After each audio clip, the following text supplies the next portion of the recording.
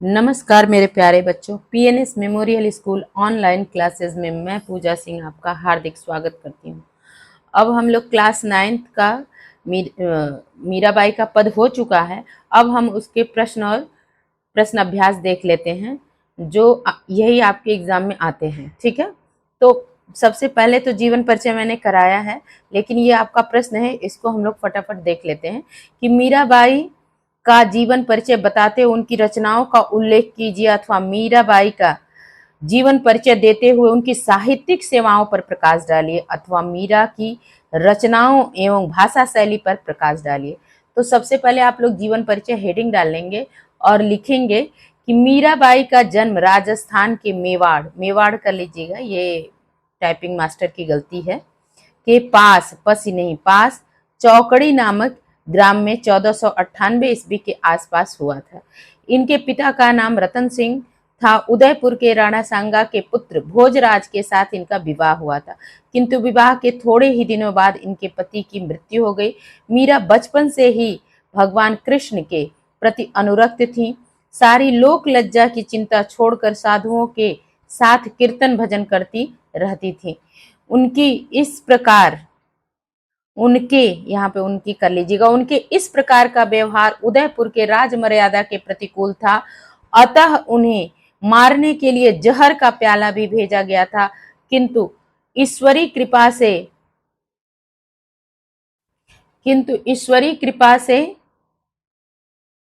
ऊपर हो गया, हाँ, किंतु ईश्वरी कृपा से उनका बाल बांका तक नहीं हुआ। परिवार से विरक्त होकर वे वृंदावन और वहां से द्वारिका चले गए और सन 1546 ईस्वी में स्वर्गवासी हो गए। ठीक, इनकी रचनाएं आप लोग डाल लीजिए फटाफट और ये लिख लीजिए नरसिंह जी का मायरा। ठीक, राग गोविंद कर लीजिएगा, राम ये है राग, और राग सोरठ के पद, गीत गोविंद का टीका। ठीक, अब काव्यगत विशेषताएं जो है वो हम लोग देख लेते हैं कि भाव पक्ष में इनका क्या था। पहले काव्यगत विशेषताएं डाल लीजिएगा हेडिंग, और पहला भाव पक्ष लिखिएगा कि मीरा श्री कृष्ण भक्ति शाखा की सगुणोपासिका भक्त कवियत्री हैं। इनके काव्य का वर्ण विषय एकमात्र नटवर नागर श्री कृष्ण का मधुर प्रेम है। विनय तथा प्रार्थना संबंधी पद थे इनके, कृष्ण के सौंदर्य वर्णन संबंधी पद, प्रेम संबंधी पद, रहस्यवादी भावना के पद और जीवन संबंधी पद। ठीक है, ये हेडिंग डाल के आप लोग इसके अंदर लिख लीजिएगा कि विनय तथा प्रार्थना संबंधी पद जिनमें प्रेम संबंधी आतुरता और आत्मस्वरूप समर्पण की भावना निहित है। और दूसरा जो हेडिंग है कृष्ण के सौंदर्य वर्णन संबंधी पद जिनमें मनमोहन श्री कृष्ण के मनमोहक स्वरूप की झांकी प्रस्तुत की गई है। प्रेम संबंधी पद जिनमें मीरा के श्री कृष्ण प्रेम संबंधी उत्कट प्रेम का चित्रांकन है। ठीक, और उसके बाद इनमें संयोग और वियोग दोनों पक्षों का मार्मिक वर्णन हुआ है। अब रहस्यवादी भावना के पद में जिनमें मीरा के निर्गुण भक्ति का चित्रण हुआ है। उसके बाद आप लोग जीवन संबंधी पद में कर लीजिएगा कि जिनमें उनके जीवन संबंधी घटनाओं का चित्रण हुआ है। ठीक, अब हम लोग इनके कला पक्ष देख लेते हैं। इनकी भाषा शैली, कला पक्ष में क्या क्या होता है। भाषा शैली होती है रस छंद अलंकार। साहित्य में स्थान 2-3 बार क्वेश्चन ये किया गया है, आप लोग तो इसको कर लीजिएगा अथवा करके है। और भाषा शैली इनकी कैसी थी कि मीरा के काव्य की भाषा ब्रजी है, जिसमें राजस्थानी, गुजराती, भोजपुरी, पंजाबी भाषाओं के शब्द हैं। मीरा की भाषा भावों की अनुगामिनी है, उनमें एक रूपता नहीं है, फिर भी स्वाभाविकता, सरसता और मधुरता कूट कूट कर भरी हुई है। और रस छंद अलंकार के अंतर्गत आप लोग लिखिएगा कि मीरा की रचनाओं में श्रृंगार रस के दोनों पक्ष, संयोग और वियोग का बड़ा ही मार्मिक वर्णन हुआ है।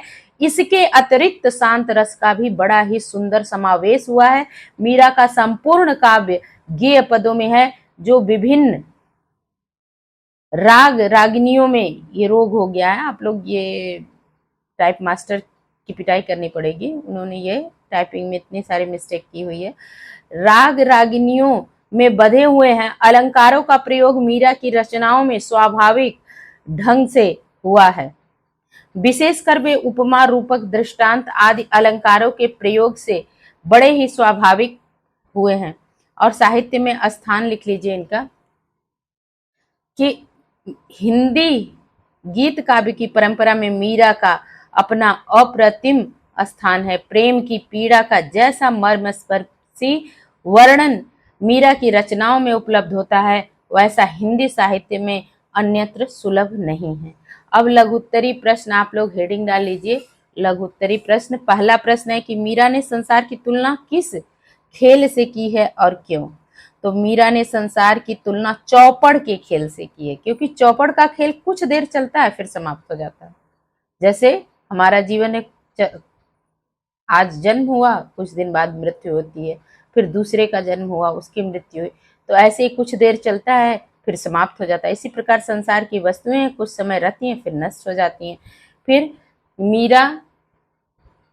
मीरा गिरधर के घर जाने की बात क्यों कहती हैं?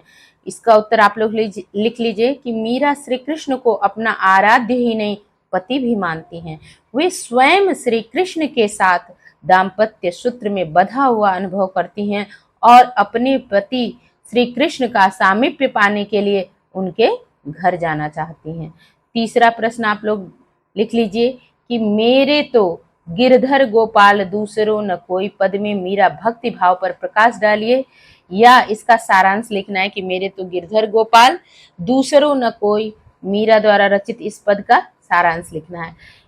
आप लोग फटाफट लिखिए कि कृष्ण की भक्ति में डूबी मीरा उन्हें ही अपना पति मानती हैं और कहती हैं कि उनके तो केवल कृष्ण भक्ति में सबको त्याग दिया है, यहाँ तक कि अपने कुल को भी त्याग दिया है। लोग इसके लिए उन्हें क्या कहते हैं इसकी चिंता भी उन्हें नहीं है।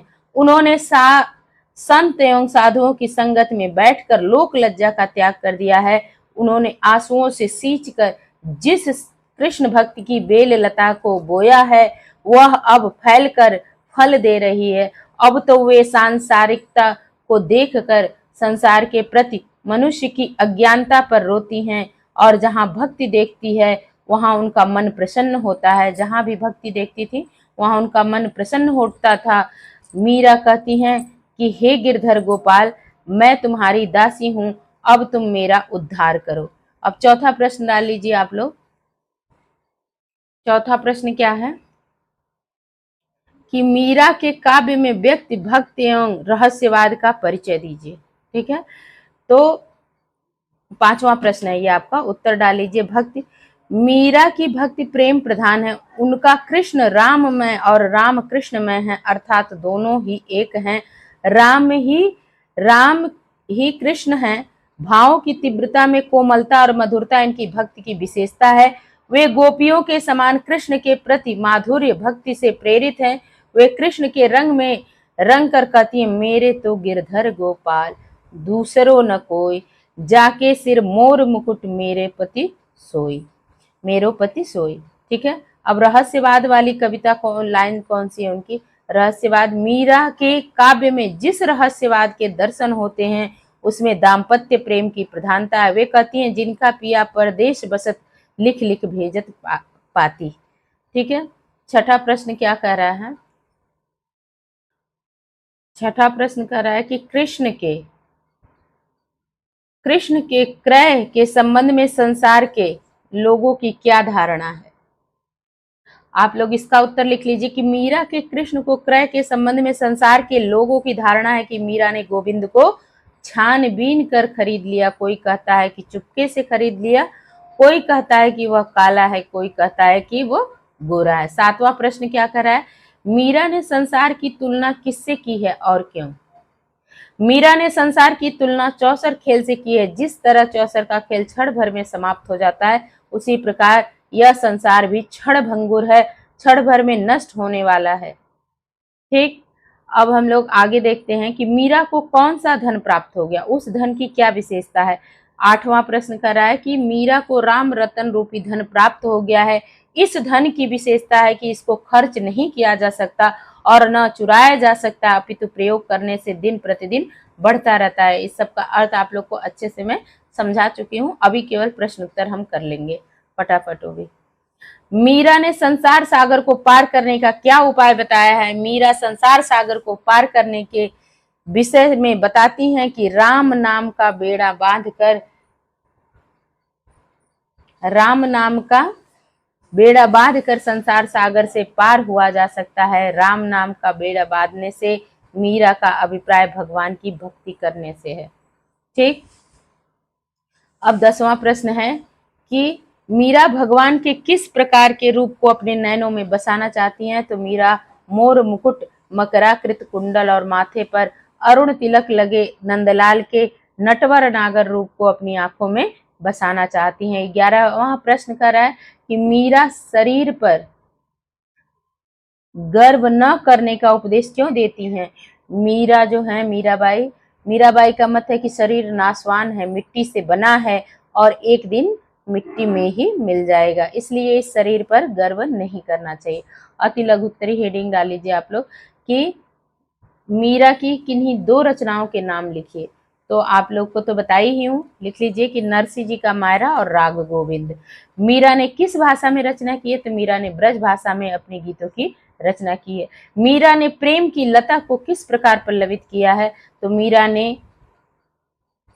ने प्रेम की लता को आंसुओं के जल से सींच सींच कर पल्लवित किया है।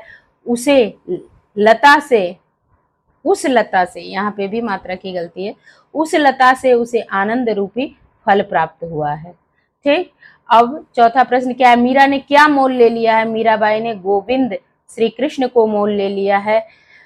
अगला प्रश्न है कि मीरा भगवान के किस रूप की उपासिका थी? तो मीरा भगवान के साकार रूप की उपासिका थी। कृष्ण को श्याम सुंदर रूप, कान में कुंडल, हाथ में मुरली, गले में वनमाला, श्री कृष्ण के इस रूप पर मीरा मोहित थी।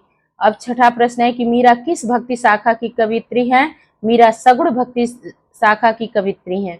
7वां प्रश्न है कि मीरा किसके रंग में रंगी है? मीरा भगवान श्री कृष्ण के रंग में रंगी हैं। 8वां प्रश्न है कि मीरा के काव्य का मुख्य स्वर क्या है? तो मीरा के काव्य का मुख्य स्वर कृष्ण भक्ति है।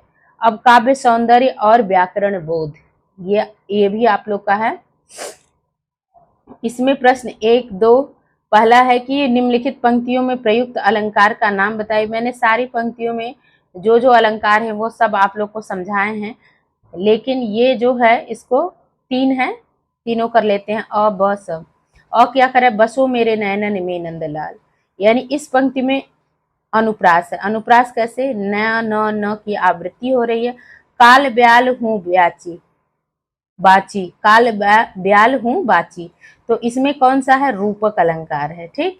अब मोर मुकुट मकराकृत कुंडल, ये वृत्त्यानुप्रास है, ये भी आपका अनुप्रास अलंकार ही है, लेकिन ये कौन सा अनुप्रास है? वृत्त्यानुप्रास है। ठीक।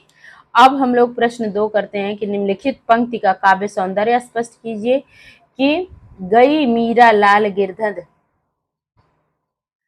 तारो अब मोए। ठीक। दासी है यहाँ पे। ठीक, ये आप लोग कट करके यहाँ पे दासी मीरा लाल गिरधर तारो अब मोई। इस काव्य सौंदर्य के इस पंक्ति में मीरा अपने को श्री कृष्ण की दासी बताया है। भाषा ब्रज है, रस भक्ति एवं शांत है, छंद गेय है, शैली मुक्तक है। ठीक। अब आप लोग लास्ट कर लीजिए कि निम्नलिखित शब्दों के तत्सम रूप, तद्भव और तत्सम मैं आप लोग को अच्छे से बताई हूँ कि तत्सम यानी संस्कृत से लिए हुए तत्सम, उसके समान यानी तत्सम शब्द, और तद्भव उससे उद्भव शब्द। ठीक है। तो तत्सम शब्दों के रूप लिखिए। तो भगति शब्द, नयनन विशाल, कृपा आनंद अश्वन। ठीक है। तो भगति तो भक्ति, शब्द शब्द, नयनन नयन, विशाल विशाल, कृपा कृपा, आनंद आनंद, अश्वन आंसू। ठीक है। अब हमारा ये मीराबाई का चैप्टर समाप्त होता है। मिलूंगी आप लोग से अगले वीडियो में। धन्यवाद।